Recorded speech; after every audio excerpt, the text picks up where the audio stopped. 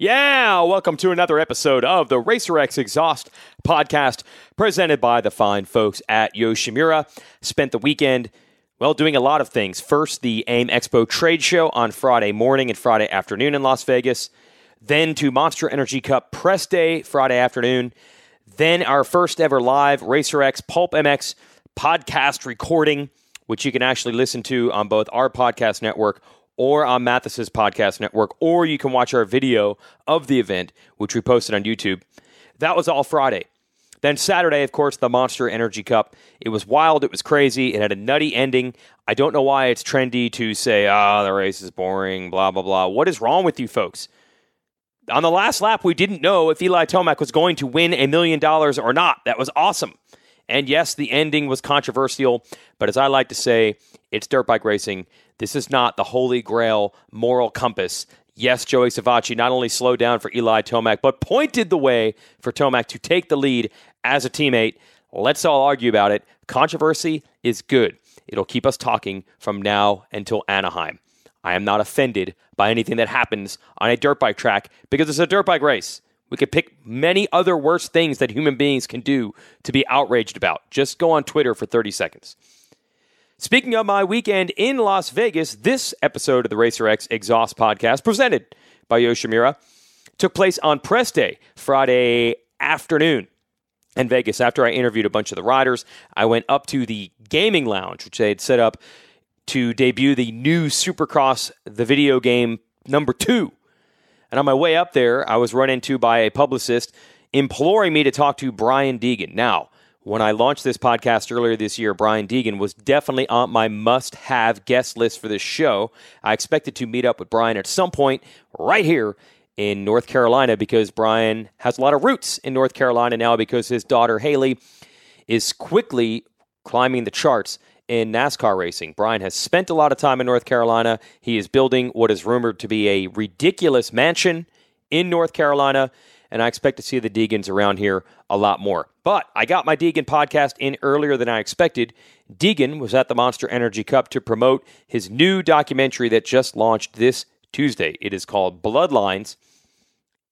Take a guess what the title means. Yes, it's not only Brian Deegan's story, but it is a story of how he is passing on his competitive fire and knowledge onto his kids. Hallie Deegan, who is single-handedly trying to put the sport of NASCAR on her shoulders and lead it into the future, and her brother, Haiden, DangerBoy Deegan, who is tearing it up through the mini-cycle amateur ranks. Who knows? Maybe someday Hallie becomes a NASCAR champion, and maybe someday Haiden becomes a Supercross, Motocross champion. But even if they don't, their ride toward the top is going to be well documented because Brian Deegan, co-founder of the Metal Mulisha, is a marketing mastermind.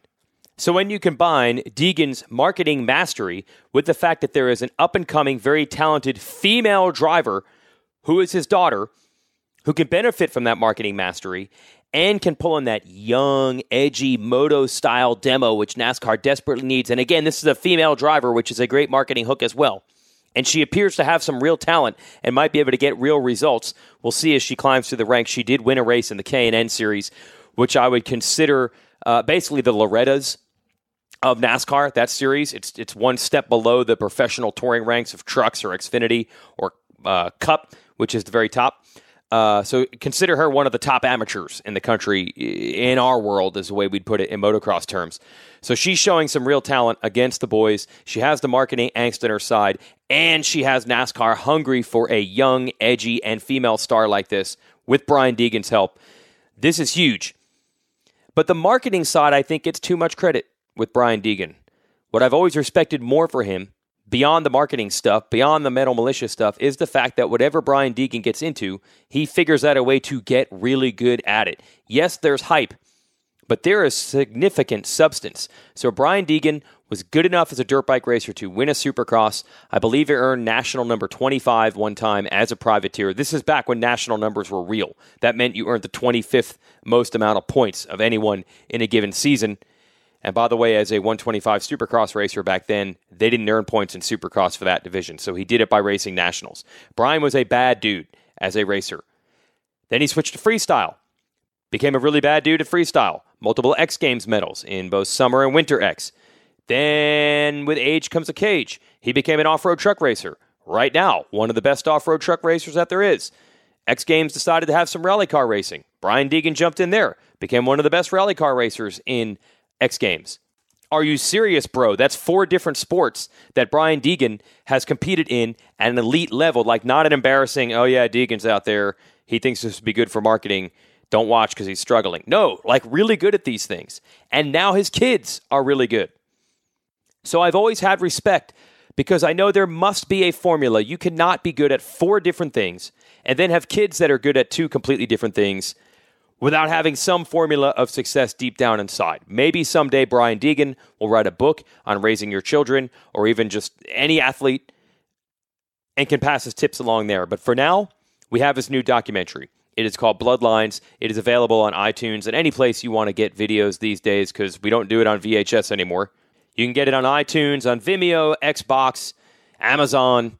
We got a link to it even on the RacerX Online website. I highly recommend you check it out.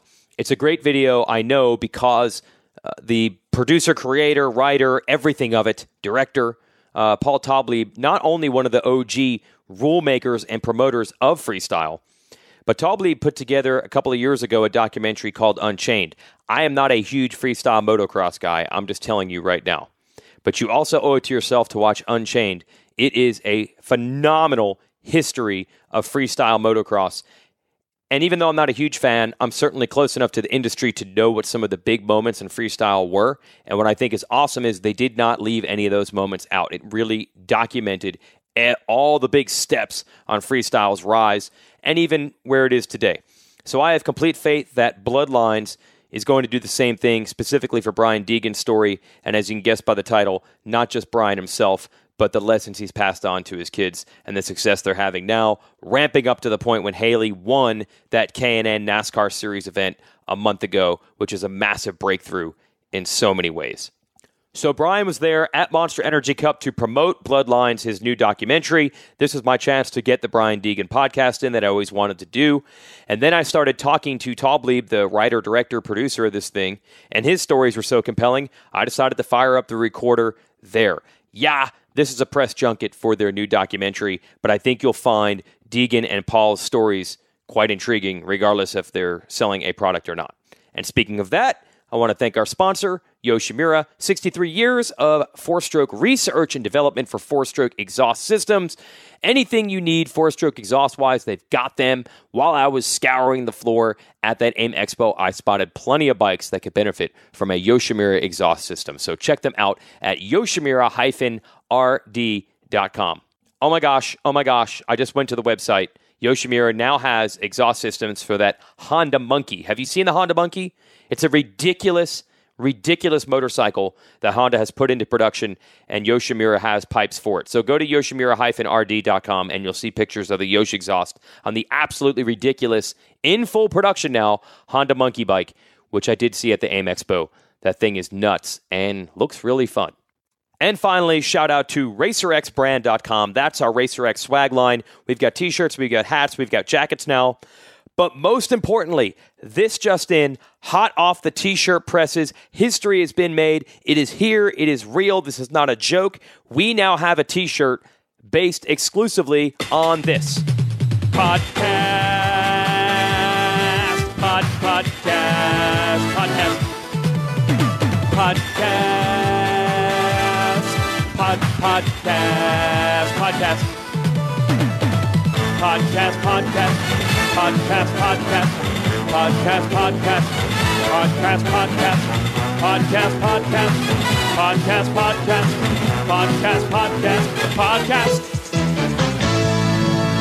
Yeah, that's right. RacerXbrand.com now including the podcast t-shirt. It is real. It has my face on it, probably looking something like it would when I'm singing that theme song. It is now stuck in your head, and it can be stuck on your body. Podcast t-shirts available now at RacerXbrand.com. And of course, I would not give up my likeness. I would not give up my catchphrase without also incorporating the 20% off exhaust discount code. Type in exhaust in all caps and get 20% off your podcast t-shirt now at RacerXbrand.com. I am so proud.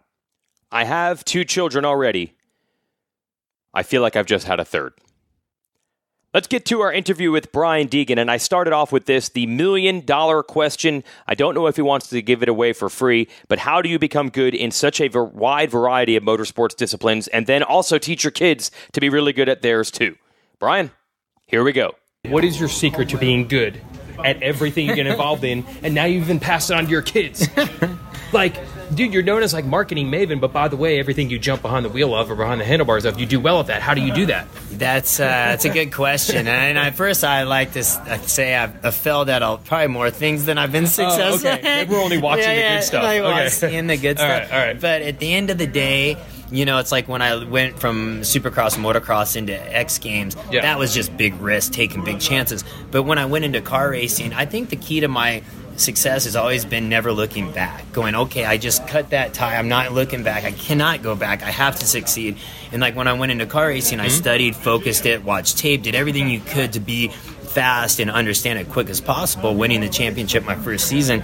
But that came from major focus and studying, knowing that I didn't want to go back to freestyle. It was too dangerous for me at that point. So I always found a way to motivate myself to go, there's a point of no return. Okay. And that's kind of how I was able to, you know, leave Nebraska, make it, you know, out to California with no money, you know, and win a Supercross with no money, you know, and basically go from there and start freestyle. I always had this point of no return, and I feel like that's how I've been motivating myself. And now my new motivation is obviously family and kids and seeing them be successful, you know. So but yeah, there's definitely been a lot of ups and downs for sure. But how do you, this is the hardest thing for any parent that's successful. How do you give them that drive when it'd be easier for them to sit back and be like, I'm Brian Deegan's kid, I don't need to try hard. I'm good. Absolutely. I think the hardest thing to do for your kids when you do have stuff and go, okay, of course I want my kid with the best bike and the best everything. Right. But how do you make them want to earn it? How do you make these kids appreciate it? Yep. That's always the finest, toughest battle. But at the end, I do constantly with my son. I raise him. I don't let other people raise him. You know, I always correct him. I always go, hey, do you understand? I try to make him understand the difference between, you know, you have this nice stuff, you know, maybe this dude doesn't. Okay, at the end of the day, you have to basically work twice as hard, because people are expecting you to be the best, right? Right. You have so much going against you already that you have to work harder. I basically spend the time with my son, and I spend a lot of time correcting him. In the end, it's a lot of corrections and a lot of life lessons that I take the time to teach them. You know, travel, show them what different things in life are. And at the end of the day, motocross, even if you do have a nice bike, it doesn't mean you still have to train. You still have to work out. You still have to put the hours in, ride the hard motos. Like, it's still a factor where you can't just cakewalk through it. So, you know, for him to win championships, it came with a lot of training, a lot of hard work. Yeah. Will he ever appreciate a dirt bike more than I did as a kid? Probably not, you know? Yeah. But I get what you're saying. Yeah. That's the toughest battle as a parent you'll ever fight, is how do you make your kids respect what they have? But in the end, I think it starts with just respecting people in general and not putting yourself above everyone. And I think that was something we've taught my kids since the beginning, is you're no better than anyone else. If anything, you're supposed to be there to help them. So quit trying to act like you're better than them. I fight that battle all the time. Yeah. And I think that's something where it's just started as being a parent. And I think that's where you win that battle, you know? Do you feel pressure that you and your daughter's program might have to save NASCAR? It might have to save NASCAR. No one wants to say this, but come on, this could be big for it. Yeah. And it's starting to happen. It's funny that you say that, because trust me, it's crossed my mind. And hey, NASCAR, going to, you know, you always think, oh, NASCAR is hurting this. Then you go to the Daytona 500, you're like, whoa. It's still huge. 100,000 people, this thing's huge. Yes. So, but the point is, does it need some young, up-and-coming drivers with character that have awesome social media? Hell yeah. It needs it. It does. Is Hallie that person? Yes. Okay. You know, do we need more of her? Yes. We need a fleet of hers. You know, so yeah. But the point is, with Hallie, I agree with what you're saying, but it shows she didn't start in NASCAR, right? So she started in off-road, came from a family. Motocross, I feel, understands social media better than anyone for some reason. I don't know how or why. That's weird. But they understand it. So she was raised around that, coming up, almost battling with her brother and sister in this friendly social media game, Okay. and, all right. and so her numbers are growing, but she understands it from moto. And then, like I said, the story is in the documentary Bloodline of how she came from where she is to winning be the first female to win a race. Like, huge milestones, but these milestones are something we planned. We planned for this to happen. I had a feeling. This isn't a surprise to us. Yes. Not to take it for granted, but in the end, we have plans that she'll win more races, win championships. I don't want to get too far down because people are like, yeah, right. But in the end, you don't want to sound like you're talking trash. and Yes. disrespecting. That's right. The people who have done it. Yes. Because she's in it to earn credibility by winning races. And like I said, it's all part of this family structure that we stick together, we work together. That's something, like I said, it's all in the documentary of how we got to where we are today. But we still have a long way to go, man. I know. Right?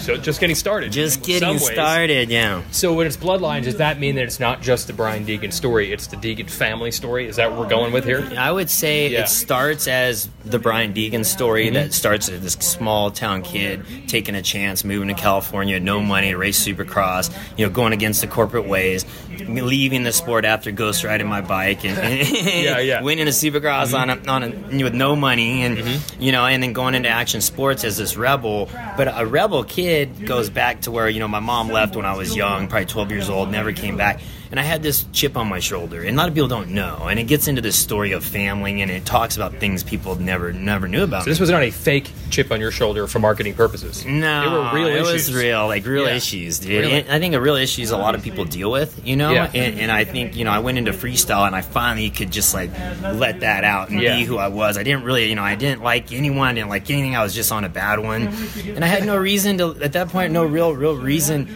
to live a good life at that point. I was just running with it and doing freestyle, and it worked until some point I got hurt, and then finally I had that near-death experience where I lost my kidney and my spleen, and then that's where I prayed. I was almost dead, and basically lived through that and said, okay, I got to change my life. And that's when I changed, and I started focusing on my family more and focusing on being a better person, and it really opened my eyes. And that it's all in the documentary, but there's a lot of reasons why all that happened, and that people don't know. And that's why I tell them this story, to try to grasp and touch to the fans that, hey, I deal with that. I've dealt with that, Like, I've had to overcome, fighting with my parents or fighting with my spouse, or how do you do that? This is how I did it. And that's it's a motivational documentary more than anything. It's not just, hey, I'm awesome and I win. Definitely is not that, right? Right.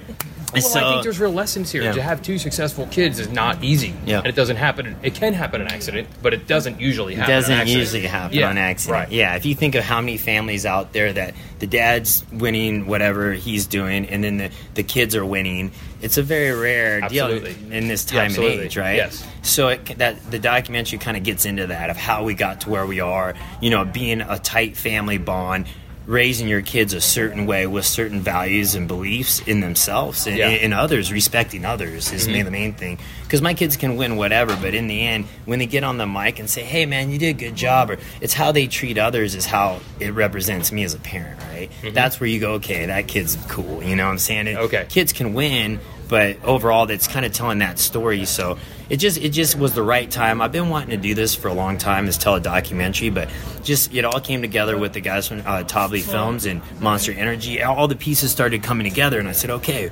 boom, here we go. This is going to work. They started showing me clips that they were doing. I'm like, okay, this is good. We're getting the right story out. I want people at the end of the day to watch it and go, man, I had no idea, but what you did helped me with this. You know, that's kind of where I'm going with it. And so it drops on iTunes on the 16th, coming up. And, you could download it now, but basically it releases on the 16th. And like I said, I'm interested to see what people have to say. But it's a Brian Deegan story up until about half. And then the other half it gets into the family and the kids. And then it kind of ends at, okay, boom, there's a whole nother chapter coming with Hallie, with Haiden. With Hudson. It's all just beginning. When they're professionals. Which is starting now, right? Sure, for her, she's a professional. So, and then her going into her first race win, historic moments. So does that get in this? that leads all the way up until that point, Yeah, right? I mean, that was like 2 weeks ago. 2 right? weeks ago, so it leads right up into the point of her winning, Yeah. of us, how we got there, Okay. of us going, Haley, you're going to win. It's going to happen. You know, may not happen this year, next year, I don't know when, but you're going to win a race. Right. You know, this is how you're going to do it. We went through that move that she did at the end 1,000 times. You know, people don't understand, like, everything she's done so far, we've practiced 1,000 times. There's a lot of stuff and doesn't happen by chance. Yes. And so I think it's a new era that NASCAR and motocross and everyone's starting to see, oh, you raised your kid on a Supercross track? Yeah, why not? Right? Yep. That's the future, right? This is on purpose. It's on purpose, planned. yeah. Yep. And so you'll see, I mean, in that, and just the way we live, I think people will start figuring us out, going, okay, I see what he's doing, you know? Like I said, you were successful in everything you jumped in. I'm like, there must be a theory or a formula or a plan. Yeah, the theory, my plan is, whatever you're good at, double down on. Like, whatever I'm good at and whatever my heart's into, I focus solely on. Right. There's things I suck at, you know? I don't even mess with it. You know what I'm saying? Haven't seen those. Okay.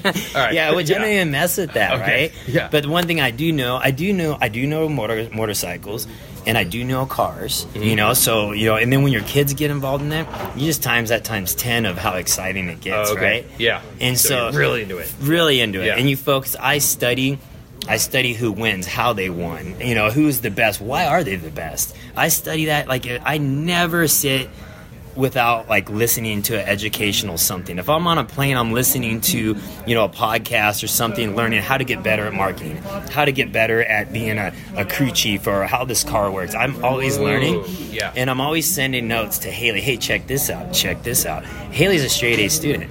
So a lot of people don't understand that, how important that is as a racer, of taking intel and breaking it down. She's going to go far because of that. You know what I'm saying? Not just because she figured out how she just got talent. Well, there's not such thing as talent in my mind. Okay. It's not. In my mind, there's no such thing as talent. Yep. It's of how you were raised and how much work you want to put in. And you can say desire.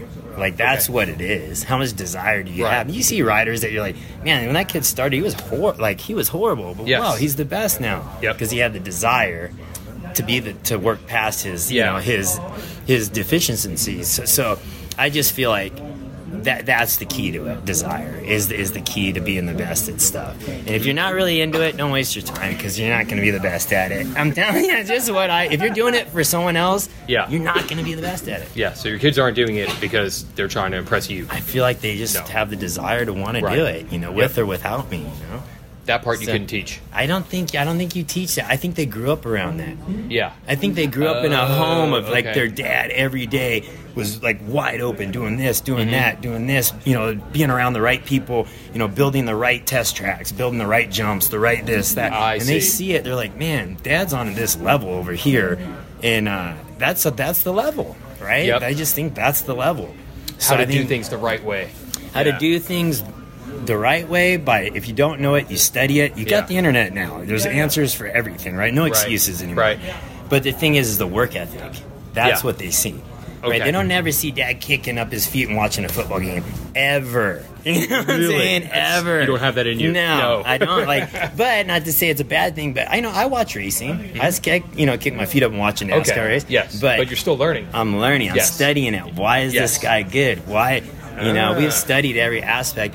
And I think there's a huge opening for us as a family in NASCAR for social media and what Moto's taught me. Yep. And I think Haley will be probably one of the best voices for off-road, for Moto, when she makes it in NASCAR. You know, through our family, that platform's huge platform. Yes. And I think as a family, we'll always give back to the sports where we came from. They still said it when 2 weeks ago when she won, they said it in the race on Sunday, and they mentioned that she's your daughter and you come from motocross. Motocross, It does happen. It's going to come back some way or the other, they right? said it. It is. So, that's cool. But anyway, my roots are moto, so. And moto's hard, so that's why I think why I am who I am, you know? You're right. Because moto was hard. It was my only avenue out of Nebraska. You know, I couldn't play football. I was too small to play those sports. Yep. So moto was my avenue. Yep. And I took it serious because I had no return. I didn't want to be there. So I used that as my fire, as my fuel. And then I used that mentality through everything I ever done. There's no return. point of no return. We have to succeed. And that's what we've used, and my kids see the same thing. And however I talk to them and however my wife talks and we deal with them in the mornings and through the day, they've infused that in their heads. You know, that this is what we're doing. They have to do it. We have to do it. We have to succeed at it. That's you know, awesome. and that's just kind of the way it is, you know? You gonna write some books on this? That's great. The answer to that is yes. You've got to. Yeah, okay, so the publicist back there saying, maybe there's a book coming. I will definitely buy that to help infuse some of the Brian Deegan-ness into my kids. I don't know if they're as talented as his. Or maybe they're not as hardworking. I don't know what it is. We'll find out. Now let's go to part 2 of this with Paul Taublieb, and he will explain himself right here. Okay, we're with Paul, who produced the movie. So this Bruce is directed and wrote it, actually. You've done excellent work. I'm not even a freestyle guy, but the Unchained movie, which you said won a sports Emmy against all other sports. That's correct. We won the Emmy for the best long-form documentary of the year. Beat HBO, beat GSPN, beat everybody. Number 1 of the year. Of any documentary. Any sports documentary. Any sports doc. But what's hilarious is, so to me it seems like a perfect combo. Like, you do great documentaries, Brian's a big name, he's got a great story to tell, this is obvious. But you're saying you used to be at odds. We were arch enemies. We would battle constantly. He would try to get around the rules. I was trying to run the sport. I helped create the sport, so I have a first-hand knowledge. But no, it was a real battle. He was trying to manipulate everything. He's a very smart guy. Yes. He was part of a group that was on the edges all the time. And so my job as representing ESPN and the X Games was to run an even field, and his job was to make the playing field uneven to his advantage. So you're not talking about like just looking like he's anti-corporate. You mean trying to find ways to win the competition? He would try to stack the judges secretly. What? Oh, really? Well, particularly in the early days of freestyle, it was hard to find guys who knew the sport, but also were independent. How could you be independent if you lived the culture? You're right. Yeah, you probably knew one of the guys. You knew it. Yeah, you were part of a running with a group. You were part of So how do I find guys I can trust? Yeah. And I would find out later that some of them were friends with Brian, and he had, there were things he was constantly. He's a very smart guy. Yeah. And sometimes behind the curtain, he would be trying to run things, manipulate things, courses, jumps, ramps, all the things that he would try to say. Well, we can't have this. We should have that. And it was all. And he would have other people do it. And I was always battling him. And the biggest story, though, one of the funniest was when we brought Supermoto to the sport. Yeah. First year, big deal, we're going to have racing. And someone goes to me, Paul, you better check out Brian's tires in the pits. Because in Supermoto, you run slicks, but you start on dirt. Yeah. I go to the pits, and Brian has knobbies on his Supermoto bike. And I realize what he's going to do. He's going to lead that first lap and ghost road his bike. Because he'd be the only guy with knobbies. He would just get an easy hole shot, He wasn't going to beat the Bostroms. He wasn't going to beat those guys, but he was going to get that. So I banned him. I said, you can't race. And he goes, there's nothing in the rule book that says it. And there really wasn't. I go, but you're not going to make a mockery of this. So we're there nose to nose in the pits, and all his big, thick guys are there. Because he would travel with he loved to have these guys. Yeah. And I threw him out of the event. He did not compete. Yeah, so he didn't. No, not in Supermoto. We said, "No, you're out, dude," and he wasn't happy because he had sponsors. And I go, "You're not going to make." So that was this kind of thing. It was always, how do you get around the rules? Yeah. But later, when he saw Unchained, and he said, "Wow," he knew me as a promoter. He'd seen some of the work I'd done, but he said, "Well, I got the sport. I was there." Yeah. And it's kind of like. This may be a little bit over the top, but it's like two old rivals who many years later have respect for each other. Right. He knew what I was doing and why I was doing it, and I knew what he was doing and why he was doing it. And this wasn't personal. It was, you were just both put in the position. You had to do what you had to do. We had to do our job. So it was very gratifying for me. And at first when he said, I want you to do this, I went out to his house with my wife, who's my co-director on this project. I said, you got to be legit. I'm not going to make a movie that's just buttering your bread to do this. My name is on this. I've won 2 Emmy Awards. But I really was taken by him. That it was a sincere. You look at those kids. You look at, and how I really knew it was. His kids have him wrapped around their fingers. Here's the big bad boy of the Metal Mulisha, and his little one runs him. Really, it's hilarious. The youngest is Hudson is completely out of control.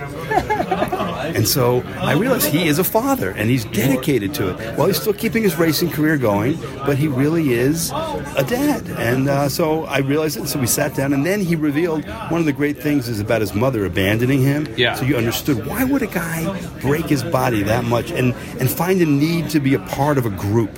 He created the militia. It was like a family of dysfunctional people that lived in a really dysfunctional way. Right. One of the beautiful moments in the movie is, for the first time in 15 years, he brings his mother to his new house, this giant mansion. Whoa. And he discovers on camera that he's part Mexican and part Indian.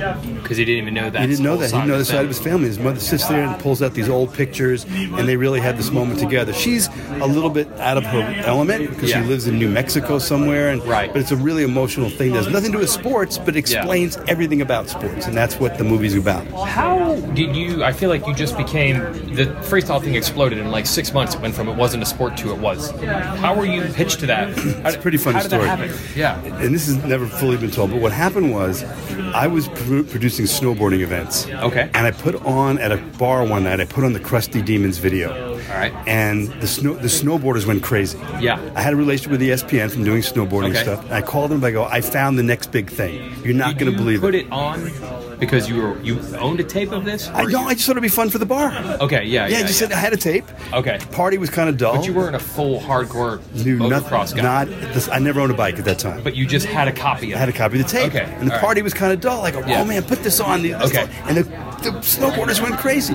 So remember that scene in Back to the Future where Michael J. Fox is in the future and he has the music and he goes, you got to hear this. This is your new sound. This is your new. Yeah. I called up ESPN. I go, you wouldn't believe it. This is going to be the next big thing. And I thought of that. And so they go, okay, we'll call you back. Guy calls me back and goes, no. Not interested. We spoke to the AMA. We believe this sport is terrible. It should never be promoted. It's dangerous. These people, it will never be a sport. So the answer is no. Yeah. So I have my ways of talking, and I go, come on. So they go, okay, we'll put it on once if you promise never to call us again after we give you a half-hour time slot. Okay. So in 1998 in Costa Mesa, we ran the first contest that was for ESPN. Mm-hmm. There have been some other ones. I wasn't the first one, but I put it on as a promoter. Mm-hmm. We sent it in. It aired in March of 99. It sat a long time. Okay. I called up 3 days later and go, how do we do? The guy goes, I've been instructed to read you a sheet of paper. I may not comment on your film. We will be in touch on your TV show. We'll be in touch shortly. We have nothing to say. Hangs up the phone. I had the same look that you have on your face. I go, maybe that music wasn't cleared. Maybe, this does not sound good. No. I call the guy back in 3 days. Hey, Paul, how you doing? So great to hear from you. I'm going, this is weird. They reran the show. They had never seen ratings like it before. They said, can you bring this to the X Games? And so suddenly, I was the one that I ran. So for 15 years after that, I ran all the sports at the X Games. So could it have been, because it was in the second X Games, I guess. First, no, it was like the third or fourth X Games. Oh, that's right. X Games started like 95. 95, and we were 99. Could you have been in it in 98 if they had just jumped on board instantly? The X Games started taking place that year. In 98? 98 already happened. So then we did our thing later in the year. And there was complete, opposition by everybody. Honda called up and said, don't do this. We don't want it to happen. Really? They were like, this is bad for just motorcycles. Bad promotion of motorcycles. There was also the editor of a magazine, a monthly magazine, who was not too thrilled with the concept originally. And when the backflip came along. That's right. Very anti-backflip. Yeah. Mega anti-backflip. That's right. Yes, I know that guy. Yeah. He was very anti-backflip. Yeah. But supportive of the sport. But once it happened in 99 X Games, or even that first thing you did. Yeah. It just was everybody on board then? Once it, TV's TV. Once it got ratings. Yeah. But one of the greatest moments in the years I was involved with freestyle was when we built the course in San Francisco on the bay, on the pier. And there's skateboarders. You hear the little sound of the rubber on the thing, and the BMX guys, and it's very quiet. Yeah. And Mickey Diamond, who built the course, he rode it first, and all of a sudden you hear rap, rap, rap, rap, rap. And on this giant pier, like religious people coming to a shrine, they blindly started walking to the sound. It just was like this mesmerizing call. Yeah. And everybody sat there and goes, they're jumping, because guys in the half pipe are going 6 feet out or 8 feet out. Right. And here's Mickey hitting 80-foot jumps. Yeah. And then from that moment on, X Games was tied to it. One of the other really funny stories, we're building this course, and I get this call. TV producers tend to be pretty aggressive types, right? Okay. This guy goes, the TV producer needs to see you right away in the TV truck. There's something, got a big problem. Okay. I walk over there, go in the truck, and I was kind of new at this, and all the monitors and all. He goes, Taublieb, your dirt is getting everywhere. Can you please get me clean dirt? And then there's a long pause. And he goes, that's a pretty stupid thing to say. Even he realized it. As it came out of his mouth. He goes, so dirt is dirty, I guess, right? I go, you're going to be stuck with that. And they all laughed about it because they had... That's hilarious. So that was the beginning. They were so unfamiliar with it. Yes. That they wanted clean dirt. Wow. Eventually, it started building up all these other disciplines, and then you got Supermoto in there. Was that literally ESPN being like, this is so successful, you've got to give us more? Yeah, they needed more programming, and frankly, I was the one who invented Step Up. I said, I had this idea for a high jump. We did it in 99 at my own independent event. Yep. Step Up, which most people don't know, is the single highest rated event at X Games. Really? Because it's so understandable. Yep. And you have to stay to the end. Yeah. If you leave halfway through, you can watch half a dozen freestyle runs if you're a casual fan.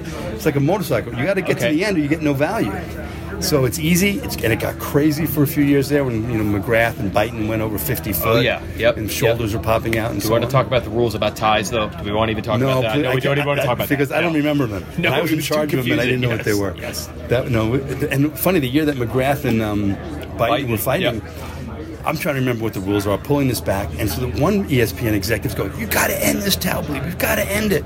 But they didn't. What he didn't know is the ratings were going up on TV. So I'm there trying to shut it down, and then someone else goes, "Don't shut it down. Keep them jumping." More people, because they get every 15-minute ratings. Because actual SportsCenter, I think, was supposed to start, or some big ESPN thing. SportsCenter, you're not supposed to go next to that. But your ratings were probably better. Yeah, they just said keep it going, and they worked. And the guy biting the shoulder popped out twice, and of course having McGrath win it. Yeah, that was really, really exciting. That didn't make it into any of the movies, but it's a great story. We have all the interviews, but we didn't get it. Well, that's, I guess, Step Up is somewhere in between. It's not Deegan's story. It's not the freestyle story, but you got more stories to tell. We had to leave a lot. As they say, when you're killing your babies, you're leaving a good story. That has to hurt. It does. Yeah. Because I invented Step Up, and it was of course, the really big moment was Travis going in the bay. Yes. That's what, I was on the ground there, and first my phone would ring after this whole incident. You're fired. You're never working for this network again. You can't control these kids. Yeah. Next phone, another executive. Greatest thing ever. The people love it. You guys are incredible. I didn't know if I was going to be fired or put in jail. By the way, when that course was built, did anyone even think that was a possibility? No. The way it was set up? No. So it wasn't like, Paul, you idiot, why'd you build a jump right next to the water? It wasn't really that. No, it was a complete, Travis saw it. Yeah. And now the story can be told that, yes, he saw it. And of course, we cleared that area. You see the camera leave. You see all these things. You do by that second run, he was going for it. There was a secret meeting that actually took place. Okay. And he said, what will happen to me if this happens? And I said, well, Tony Hawk jumped in the bay in Rhode Island, and I just said, I don't know. I don't know. And nobody anticipated. There was a meeting that took place after with these federal investigators who threatened the RICO Racketeering Act for pollution and going in the bay, and it went on for 20 minutes. They were threatening to shut down the X Games over this. It was this heavy meeting. They said to the guys from Fox who had a boat and a grappling hook. Oh, yeah, they were ready. They go, well, you don't know about it? Why were you doing with the grappling hook? He goes, we thought we'd do some salvaging while we were out there. So these feds, their necks are bulging out. They can't believe they're hearing this stuff. And Travis is sitting there. Finally, he raises his hand. And everybody goes, what do you have to say for yourself, young man? They're expecting this contrition and this explanation. And he goes, are we done? There's some really cute girls out there. No way. and then the guy he thought, I tell you what, I'm going to bill you, ESPN, $10,000. The guy from Fox jumps up. We'll pay it. Yeah, we're done. And the guy realized it, and they goes, how do we get your check? And so everything went on happily from there. Okay. Oh, they just wanted their money. And one of the funny things is Brian Deegan, who was the rival to Travis. Deegan's the dark side. Yep. He will say to this day, and it's in the movie, about that was punk rock. He goes, I didn't really like that. He goes, we were supposed to be the bad boys. But who really was the bad boy? It was Travis Pastrana. But the course was not ever designed to be able to jump into the bay. Absolutely not. And you could tell when Travis went to do it, he couldn't get any lift. It was a flat berm turn. I see. It was just... He could just pull it off. Yeah, we needed... Look, it's a pier. You're going to be pretty close to the water somewhere. Yep. Hey, when you're dealing with these freestyle guys, at least on the outside, they're hard to contain. Doing these events, was it stressful because of that? Or for the most part, was everyone pulling together as far as... Was it hard to get guys to be on time and understand the rules and be ready? It's funny. It was actually very difficult. But it wasn't until later... It was very difficult to deal with these guys, but it wasn't until later I really understood it. What was really going on was you had very young men who had no real experience in the media. Yeah. They knew they had a good chance of being paralyzed or breaking major bones. Okay. They're on television. If they don't make the X Games or do well, their career could be over. Yep. So they were afraid. They were fearful. Okay. And how do you express that fear? Well, you have to sort of be a tough guy. Yeah. You lash out. Who do you lash out? The promoter. The guy who is I was the man. And so there was a lot of that. And I think looking back, a lot of the tension, we don't like to jump, and blah, blah, blah. We got to do this, and these rules, and we want more money. And a lot of it, these were 18-year-old, 17-year-old kids who, they weren't trained like the kids you see here at Monster Cup. Yes. They were like goofball, wild cards, and they had to risk their lives. They had went from way off to the side to celebrity making money in like 2 weeks. Yeah. It felt like. Yeah, and if they didn't do well, they were going to be back. They're going to be, asking, do you want fries with that? Yeah, right. And so I think there was a huge pressure. I think looking back then I could have been more sympathetic to them, or at least understood where they were. I remember one guy Clifford Adaptante, the Flying Hawaiian. Okay. He once came out of the dressing room and I was standing there, and he's screaming, I can't believe it, and he was going nuts, and I'm thinking, what is he? Because the water wasn't cold enough in the riders' locker room. What? And it was later that I thought, why was he? Because he was scared, man. He was about to go out, and I think that's when the backflip had come in. He couldn't do the backflip. Yeah. He saw his career slipping away, which it did. Yeah. A lot of guys lost it. Yep. And these are young men, and they're having lifetime stakes. So he was just lashing out in general. Lashing out. Right. So I was like, we'll get you colder water, man. Don't worry about it. But there was a lot of emotion. And Deegan was a big problem when he couldn't do the backflip. And all these kids came in. And he saw, I started this sport. Yep. I created it. Yep. And now I'm going to be a has-been. Yep. And so the big part of the Bloodline movie is what he went through to learn that backflip. He really didn't have it because he's not really that naturally talented at freestyle. He doesn't have a loose body. Huh. He's not really that athletic. I mean, he's trained as a racer. Yeah. But when you watch his career, he's not he's no Travis Pastrana. He's not like one of these modern guys. Yeah. The other part of the movie, Bloodline, is that he invested emotionally in Jeremy Lusk. And then we have the whole story of not only him going to Costa Rica and seeing his best friend pass away in front of his eyes. Oh, he was at that event? He flew down. Jeremy hung on. Oh, He went down to this, as he describes it, a third world kind of hospital, and the father's there, and he basically saw his best friend and the kid he was mentoring pass away. And then he comes back later to adopt Jacko. He says, I'm not going to give up on trying to help somebody, even though he doesn't benefit that much from that. No, you could easily see I'm out of here. I'm not going to do this anymore. Yeah. I have my kids and this and that. But no, he's still committed to the right thing with the right attitude. And so that's where this character of this guy who was not... I don't know how you describe him. He was a tough, bad boy. He really... Right. There's worse things that happen that aren't even in the movie, and the movie paints him as the real, legitimate bad boy. It was not just an act. He really, back then, had the chip on the shoulder. Yeah, he was. Yeah. He had a self-destructive quality. Okay. There was a quality to that group. Yep. That was, whatever you're for, were against it, and they were nasty about it.